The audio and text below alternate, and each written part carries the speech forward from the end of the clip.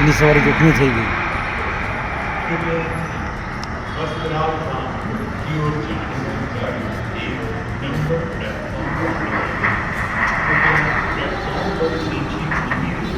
पूरे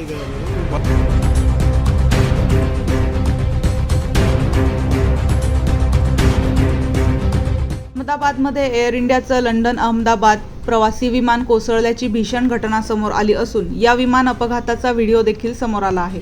हवेतून जमिनीवर विमान कोसळण्याच्या काही मिनिटांपूर्वी हा व्हिडिओ सोशल मीडियावर व्हायरल होतोय।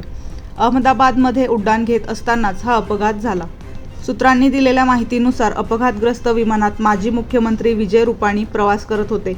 विमानात 242 प्रवासी प्रवास करत होते आणि या अपघातात अनेक मृत्यू झाल्याची भीती देखील वर्तवण्यात येत आहे।